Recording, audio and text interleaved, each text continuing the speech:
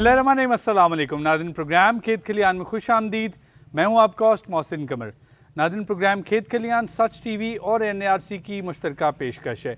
इस प्रोग्राम में हम ज़राअत के मुख्तलिफ शोबों में बात करते हैं। आज के प्रोग्राम में हम बात करेंगे किस तरह से गोट फार्मिंग या शीप फार्मिंग की जा सकती है।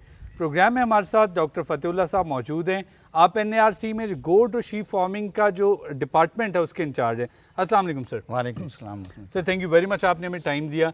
ये बताइए कि पाकिस्तान जैसा मुल्क जो कि ज़रूरी मुल्क है, एग्रीकल्चरल कंट्री है, वहाँ पे ज़राअत को बाज़ दफ़ा सिर्फ लिमिट कर दिया जाता है कि जो आप काश्तकारी करते हैं, खेती बाड़ी करते हैं।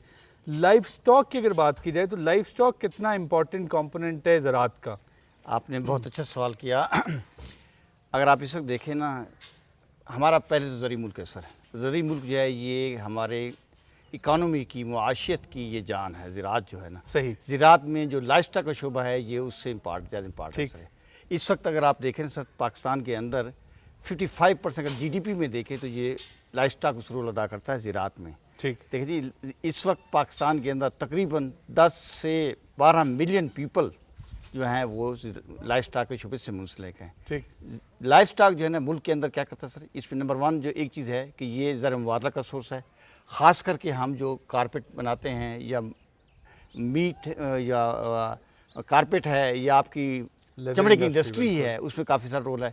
दूसरी चीज़ है कि ये हमें गोश्त की सप्लाई देता है, दूध की सप्लाई देता है, ये दूध की सप्लाई देता है। और दूसरा ये है कि मैं हमेशा ये कहता हूँ, ख़ास करके जो भेड़ बकरियाँ हैं ना, ख़ास करके ये इंसान का ट्रैवलिंग चेक है। ठीक, लाइफस्टाइल जो ट्रैवलिंग चेक है। देखिए ज़राअत में मोस्टली ये मौसमियात पे डिपेंड करती है। आपकी एग्रीकल्चर जितनी भी हमारे एग्रीकल्चर क्राफ्ट जो हैं ये मौसमी, खुदा ना खासा जब कब बारिश नहीं होती, ड्राउट होता है, खास साल होती है, फिर उसको किसान क्या बचाता है? सिर्फ ये लाइफस्टाइल है जो बचाता है उसको। ठीक है ना। इनकी फ्लोर ऑफ क्रॉप की लाइफस्टाइल है जो उसको आप उसकी कुछ ना कुछ बचा देता है। इसलिए इसका रोल बहुत ज़्यादा अहम रोल है। ख़ास करके बारानी इलाकों में, साउदर्न पंजाब में ये लोग इस पेशे से मुंसलिक हैं। ठीक, सो ये बात बड़ी इस्टेब्लिश्ड है कि पाकिस्तान अगर तरक्की करना चाहता है तो हमें अपनी ज़राअत पे तवज्जो देनी होगी, बजाय इसके कि हम ऑब्वियसली बाकी कंपोनेंट्स को भी लेके चलना होगा। लेकिन स्टेप बाय स्टेप जो सबसे पहले हमें GDP में एवरी ईयर, अगर हम आज ज़राअत में कुछ भी इन्वेस्ट करते हैं तो सेम ईयर हमें GDP में उसका रिफ्लेक्शन नज़र आ रहा होता है। और इसी तरह से लाइफ स्टॉक, अगर लाइफ स्टॉक में कुछ भी इन्वेस्ट किया जाता है तो सेम ईयर और विद इन 2 ईयर्स हमें GDP में उसका रिफ्लेक्शन नज़र आ रहा होता है। सो अगर हमने तरक्की करनी है तो ज़राअत पर बड़ी खास तवज्जो देना होगी। और ज़राअत में लाइफ स्टॉक एक बहुत इंपॉर्टेंट हैसियत रखता है।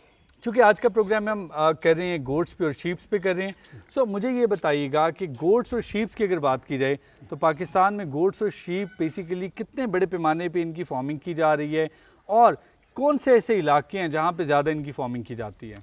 बहुत अच्छा सवाल किया जाए। इस वक्त पाकिस्तान में 6 करोड़ 20 लाख के करीब बकरियाँ हैं। ठीक, और 2 करोड़ 80 लाख के करीब भेड़ें हैं। ठीक, मैं कहता हूँ एशिया में हम तीसरे नंबर पे आते हैं बकरी के हिसाब से। ठीक, ठीक है ना। और नस्लें को देखिए, अगर हमारे पास जो है बकरियों की नस्लें जो हैं वो तकरीबन 34 के करीब बकरियों की नस्लें जो पूरे पाकिस्तान में पाई जाती हैं। सही। और तकरीबन 28 के करीब हमारे पास भेड़ों की नस्लें जो पाई जाती हैं। ठीक। और ये जो है ख़ास करके अगर आप इसको स्टैटिस्टिक्स को देखें, ख़ास करके आप साउदर्न पंजाब हो गया, बारानी एरिया हो गया या रेंज का इलाका हो गया, जहाँ पे आप फसलात को नहीं उगा सकते ना, हम इन भेड़ बकरियों को लोग रखते हैं ज़्यादा। ठीक, ठीक। हम ये भी कहते हैं आपकी इन्फॉर्मेशन के लिए, हम कहते हैं बकरी जो गरीब आदमी की गाय है। ठीक, ठीक है। गरीब आदमी अगर गाय नहीं पाल सकता तो वो बकरी को पाल के अपना घर का ज़रूरत ज़िंदगी पूरा करता है। खास करके दूध से या उसके बच्चे आते हैं उससे, वो गोश्त से उस ज़रूरत को पूरा कर सकता है। ठीक। और पाकिस्तान जो है इस वक्त जो है ना, मटन हिसाब से इंडिया के साथ दूसरा तीसरा मुल्क है। ये जो है हम मटन की प्रोडक्शन पाकिस्तान में होती है, इसमें होती है। और इस खास करके भेड़ बकरी के शोबे से तकरीबन 6 से 7 मिलियन पीपल जो हैं इन्वॉल्व हैं इसमें। अगर आप बलूचिस्तान को देखें, आपका तकरीबन 45% शीप एंड गोट जो है वो बलूचिस्तान में पाए जाते हैं। बलूचिस्तान का जितना भी आपका बारानी इलाका है, जितना भी रेंज का इलाका है, वो सारा, मैं तो हमेशा ये कहता हूँ कि बलूचिस्तान जो है ना, ये है भेड़ बकरियों की ज़मीन है जी।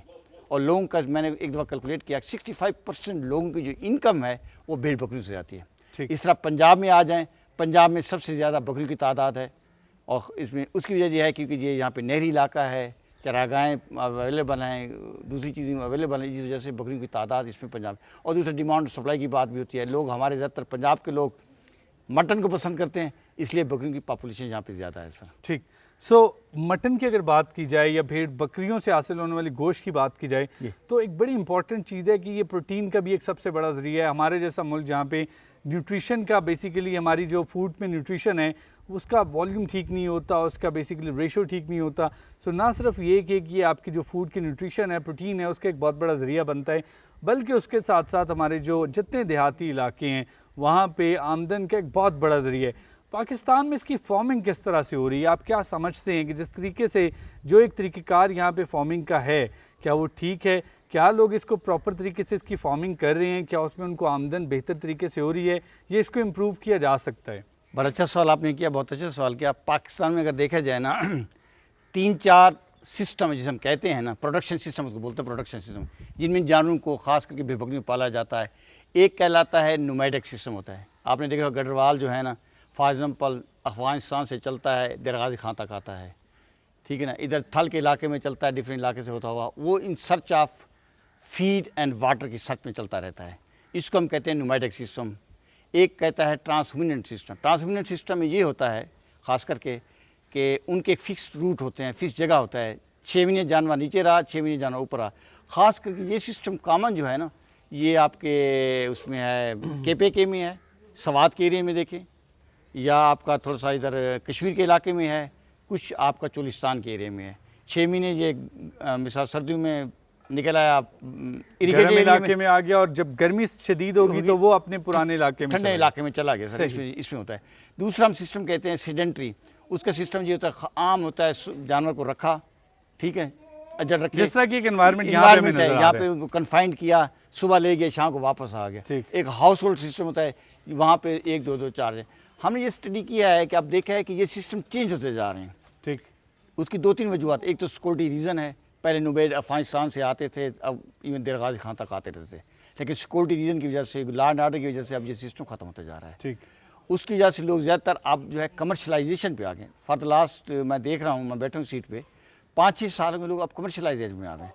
पहले ये कमर्शलाइज, पहले भेड़ बकरी की वैल्यू है ही कोई नहीं थी। ठीक, पाकिस्तान में पहले भेड़ की कोई, अब लोग इस पर कमर्शियल, ख़ास करके ईद के ऊपर लोग काफ़ी फीड लाट करते हैं, बेचते हैं। ये काफ़ी सारे लोगों का ज़रिया मुआश है। ख़ास करके सऊदर्न पंजाब हो गया, थल का इलाका हो गया, या कुछ इलाके आपके बलूचिस्तान के इलाके को जानवर पालते हैं, पालने के बाद मंडी में ले जाते हैं, बेचते हैं सर, उनको करते हैं। सही, तो ये सिस्टम चल रहा है। अब लोग ज़्यादातर सिस्टम इसमें आपकी रिकमेंडेशंस क्या है? मतलब अगर एक जो सिस्टम जो चल रहा है और आप समझते हैं कि लाइफ स्टॉक का ये बहुत बड़ा जरिया है, तो आपकी रिकमेंडेशन क्या है कि इसको इम्प्रूव किया जा सकता है? कोई ऐसे फ्लॉज हैं जिनको इम्प्रूव करने की जरूरत है? आप ऑलरेडी भी इस पर इन्फॉर्मेशन डिसमिनेट करते होंगे। मैं चाहूँगा कि जो व्यूअर्स इस वक्त आज ये प्रोग्राम देख रहे हैं उन तक आपकी रिकमेंडेशन सजेशंस पहुँचे। बहुत अच्छा सर, बहुत इंपॉर्टेंट सवाल। इस वक्त जो है ना, सबसे चीज़ होती है नस्ल, हम कहते हैं। ठीक, अगर नस्ल अच्छी होगी तो उसको प्रॉफिट होगा, अगर नस्ल अच्छी नहीं होगी प्रॉफिट होगा। उसका प्रॉब्लम यह है कि गवर्नमेंट के सिर्फ पंजाब में कुछ फार्म है, गवर्नमेंट के, अदरवाइज फार्म में, क्योंकि गरीब आदमी जो है ना, क्योंकि ज़्यादातर गरीब आदमी को वो मेल जानवर रख नहीं सकता, उससे प्रॉब्लम ये हुआ कि मिक्स्ड ब्रीडिंग हो गई है। मिक्स्ड ब्रीडिंग ये हुआ कि उनकी ग्रोथ जो है कम हो गई। अब ये गवर्नमेंट या लोग, दूसरे लोग कोशिश कर रहे हैं, बल्कि लोग ब्रीडिंग फार्म पे आ रहे हैं ताकि प्योरिटी ऑफ नस्ल बढ़ेगी, उससे उनकी प्रोडक्शन बढ़ेगी। ये चीज़ होगी। तीसरी चीज़ है डिजीज़ का है। डिजीज़ में ये होता है कि काफ़ी सारे लोगों को इल्म भी नहीं है कि क्या इसमें कौन कौन सी बीमारी आती हैं, उनमें वैक्सीन क्या किया जाता है, क्योंकि ज़्यादातर ये लोग जानवर वो लोग रखते हैं जो गरीब अनपढ़ होते हैं, जिनकी एक्सेस नहीं होती। हम अब मीडिया में समझें, गवर्नमेंट ऑफ पंजाब जब देती है, PRC देती है अपनी वेबसाइट पर कि यार इनकी वैक्सीन, ये वैक्सीन कराने ताकि बीमारी से बचा जा सके। तीसरी चीज़ उसकी फिर आती है, उनकी ट्रेनिंग होती है। काफ़ी सारे लोग रखते हैं, उनको ट्रेनिंग नहीं होती। अब लोगों के पास, यकीन करें कि मुझे थ्रू आउट द वर्ल्ड जो है ना, लोग फ़ोन करते हैं, डॉक्टर साहब पाकिस्तान आना चाहते हैं, तो हमने देखा है कि हम ये कारोबार ये करना चाहते हैं, भेड़ बकरियों को कारोबार करना चाहते हैं, या इसका फार्म बनाना चाहते हैं, क्या गाइड करें।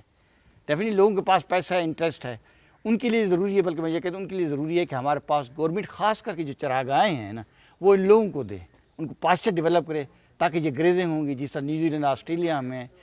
देखिए, जानवर का बजाते खुद के बाद जो दूसरा सबसे बड़ा खर्चा आता है ना, वो खुराक के ऊपर आता है। ठीक, अगर खुराक सस्ती होगी तो उसकी प्रोडक्शन सस्ती होगी। सही, अगर गवर्नमेंट इस किस्म की स्कीम बनाए। ये एक बड़ी इंपॉर्टेंट चीज़ है, आपने बिल्कुल सही कहा डॉक्टर साहब। ये एक बड़ी इंपॉर्टेंट चीज़ है कि नॉर्मली होता है कि लोग ये समझते हैं कि भेड़ बकरी का या लाइफ स्टॉक का या एग्रीकल्चर का, सीड का, पेस्टिसाइड का, अगर मैं इस साइड का कोई बिजनेस करूँगा तो मे बी ये मेरी शान शयान नहीं है। ऐसा नहीं है। We are a very large country, 20 crore आवाम का ये मुल्क है। सो इस मुल्क की खुराक की ज़रूरियात को पूरा करना और उससे बढ़ के अपनी इंडिविजुअल इक़्तिसादी हालत, इकनॉमिक कंडीशंस को बेहतर करना बहुत ज़रूरी है। तमाम के तमाम लोग नौकरी पेशा नहीं हो सकते हैं, सारे के सारे लोग किसी एक पेशे से मुंसलिक नहीं हो सकते हैं। सो दिस वेरी इंपॉर्टेंट कि ये पेशा अब सिर्फ ज़रूरी नहीं है कि जो लोग देहातों में रह रहे हैं वहीं पर ये पेशा अपनाया जाए। इस वक्त इस पेशे में, ज़राअत में बहुत बड़ा स्कोप है। जो एंटरप्रेन्योर्स पाकिस्तान में इन्वेस्ट करना चाहते हैं, जो ऐसे नौजवान जो तालीम से फारिग हो रहे हैं, अपनी स्मॉल इन्वेस्टमेंट से या मीडियम इन्वेस्टमेंट से बिज़नेस स्टार्ट करना चाहते हैं, एग्रीकल्चर में बहुत बड़ा स्कोप मौजूद है। और एक जिस तरह डॉक्टर साहब ने बात की कि एक बहुत ही बड़ा स्कोप बेसिकली फ़िश और एक बहुत ही बड़ा स्कोप गोट और शीप की फार्मिंग में भी है। सो ये बताइए कि जो हमारे एंटरप्रेन्योर्स हैं, जो यंग एंटरप्रेन्योर्स हैं, जो चाहते हैं कि हम अपना कोई बिज़नेस करें, उनके लिए आप क्या समझते हैं, किस किस्म का स्कोप है और उन्हें किन बातों का ख्याल रखना होगा if they want to invest in this business? Definitely आपने बहुत अच्छा सवाल किया। खास करके यंगस्टर आते हैं मेरे पास, जो हमने कारोबार बेकरी करना है, उनको करना होता है। अच्छा, इससे पहले कि आप इस सवाल का जवाब दें, जस्ट वांट टू नो कि ट्रेंड क्या है। जिस तरह मैंने बात की कि पहले लोग ये समझते थे कि नहीं यार ये तो सिर्फ देहात में रहने वाले लोगों का पेशा है। सो ट्रेंड तब्दील हो रहा है। अब कब से ट्रेंड तब्दील हो गया? ठीक, पहले तो ये होती थी बकरी को, भेड़ बकरी को पूछता कोई नहीं था। ठीक। अब फॉर द लास्ट 5-10 साल से लोगों का ट्रेंड कब से चेंज हो गया। अब देखिए कब से आप नेट पे जाएं, कब से लोगों ने फार्म बनाना शुरू कर दिए हैं। ठीक। और उसका स्कोप है, ये पाकिस्तान के अंदर स्कोप भी है, ये फॉरेन के अंदर स्कोप भी है। ठीक। आपका मीट जो है, खास करके बकरी का मीट जो है, इट इज़ एक्सीलेंट मीट है। ठीक। मैं 2 साल पहले रियाज में गया, आपको यकीन आएगा कि वहाँ पे पाकिस्तानी मटन की जो प्राइस थी वो 3-4 रियाल महंगी थी तुझसे, और वो था को हाथों हाथ बिक जाता था। ठीक। बल्कि मैं 1-2 बात पंजाब बात को कहा जी हमें सप्लाई दें, उन्होंने कहा कि 15 से 20 किलो कारकेस का वजन हो, जितना हो हम लेने को तैयार हैं। ठीक।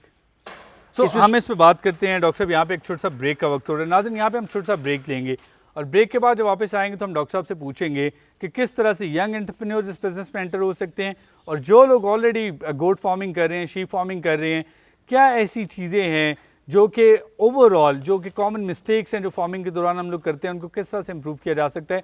लेकिन ये सब कुछ एक छोटे से ब्रेक के बाद।